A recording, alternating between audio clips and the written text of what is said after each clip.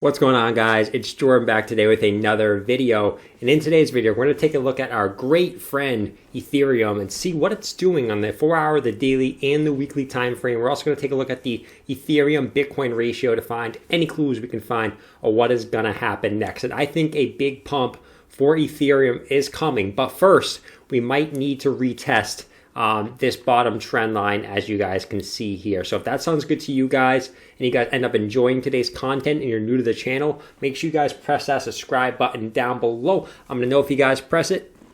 I'm gonna know. Just kidding, guys. But as we jump onto the daily chart here, you guys can see we're just in this rising channel here, right? It's been the case since about January 4th, and really nothing has changed since I made my last Ethereum video. So I'm gonna quickly go through any changes that I might have seen here and kind of explain any of them to you guys. So as you guys can see here, we're in this rising channel. Like I said, we are getting decreasing volume, which to me means that we're still in a pattern. When you see decreasing volume over a long set of about a month, that tells me that we're just consolidating in a pattern before our next continuation move to the upside, in my opinion. But on the little bit of a bearish side, to give you that first and get that out of the way, because I know a lot of you guys are moon boys, but we're going to cover a lot of the bearish technical analysis as well. We are forming a bearish divergence here with lower highs on the RSI, higher highs in price action. I think what that is basically going to do is on the short term, that's just going to make us come back down and retest this bottom trend line as support before continuing up. I don't see us going lower than that. And what that's also going to do, and why I think I'm so bullish, that's going to give us this 3 rising valleys, right? If we come back down and retest this as support, we got our 3 rising valleys, which is super bullish, right? And I think that's going to push us further up to the upside. But first, look for a move down, in my opinion, to probably around 1100 before we get that move up to the upside. Don't be surprised if we see one more slight dip to the downside. That would be about, from where we are right now, about another probably about 10% dip or so. Don't be surprised if we get that. Do not panic sell your crypto, right? It's completely normal for us to be this going up and down like this crazily in a bull market like this. So guys, don't panic sell your crypto.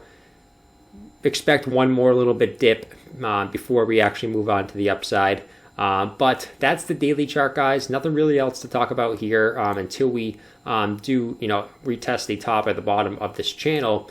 Switching over to the 4-hour, pretty much the same thing, guys. Not much of a shorter term pattern really playing out here. What I'm most interested in here is we have our 100 4-hour EMA and our 200 4-hour EMA. We are getting nice support on this 4-hour 100 EMA. You guys can see we got support on it back here as well. And then we got kind of support. We dipped below it for a little bit, but pretty much got support on it here. But nonetheless, that's holding us as support right now. But if we do dip below that, look how perfectly the 200 4-hour EMA lines up perfectly with this trend line right now. You guys can see this orange line coming up.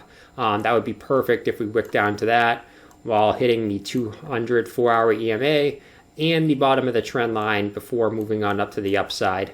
That lines up so perfectly, and I love when our trend lines line up like that. That just means that we have crazy amount of support down here. Not even taking into account that sellers are getting exhausted. We're seeing higher lows, right? And we're also getting massive buy wicks back to the upside when we come back down and test this bottom trend line. I'm expecting the same thing to happen here for a third time, creating that 3 rising valleys and pushing us up to the top.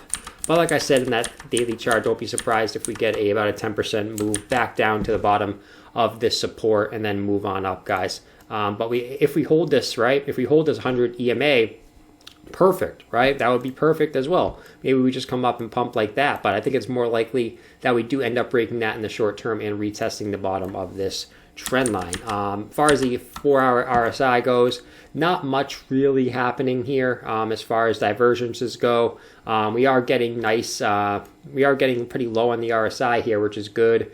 Kind of cooling off that indicator here, and if we do get a pump, we have a lot of room to run to the upside on the RSI, which I really like.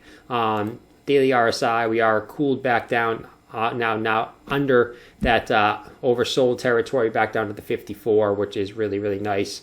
You guys can see on our move up that tends to be, we tend to get moved back down to about this 50 on the RSI before moving back up. You guys can see since October, that tends to be our general support on the RSI. Not like there isn't really a support on the RSI. You guys know what I'm saying. We usually cool off to 50 and then move on up higher. But on the weekly chart of Ethereum, at the end of the day, guys, I can talk about technical analysis all we want, but right now we're literally just consolidating under our all-time high. This is perfectly normal. When assets get close to the all-time high, they tend to consolidate for a little bit. And this isn't even a long consolidation compared to what we've had in the past for Ethereum.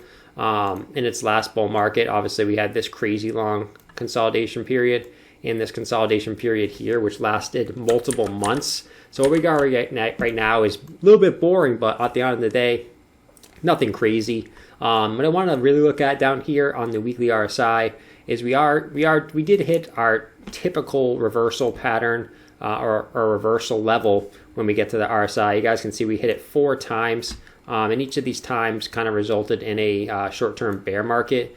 You guys can see right here we hit that, and then we ended up having a short-term bear market. Right here we hit it, and we had a short-term bear market. And right here we hit it and we had a longer term bear market. So we did hit that level, but I don't think that's the end of the world, right? And why do I think that? Well, we usually go up and hit that twice. As you guys can see here, we pumped up and hit it. If we get rid of these circles, you guys can see it better. We pumped up and hit it once, came back down, retested the first green line of support, came back up and moved back down. So what we usually do is we hit it once, come back down to touch the green line, go again, and then come back down. You guys can see same thing happened here. Went up and hit it once, came back down to the green line, pumped up again, went back down. So I think something similar will happen, as we're just cooling off right now. We're going to get another run to the upside before maybe getting our big consolidation before moving up again. That's what happened in our last bull market here. So don't be surprised if we consolidate for a little bit longer. We usually end up falling to this second green line as well. You guys can see we did it right. We did it after we got our first pump here. We came back down, touched it. All throughout the last bull market, this tended to be our low on the RSI. Besides obviously a little bit lower on the weekly here. But it is good that we're kind of slowing down on the RSI. We are still technically oversold on the weekly RSI at about a 79. So it is good that we're cooling down a little bit, and I expect either a bounce from where we are now or a little bit more of a move down, maybe to the green line down here at 55 on the RSI. But that's why I just wanted to take a quick look at the RSI there. As far as the Ethereum Bitcoin ratio, everything's still much the same, right? I mean, we're still pumping out of that inverse head and shoulders we had inside this big channel that we've had since September of 2019.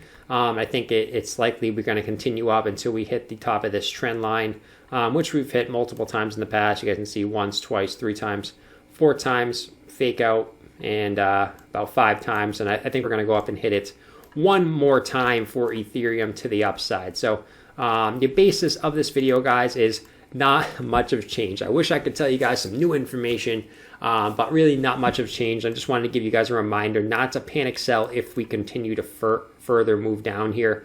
I do not personally think we're going to go below 1,100. We definitely could, right? We definitely could. It's not completely out of the question, but especially with the daily bearish divergence going on here.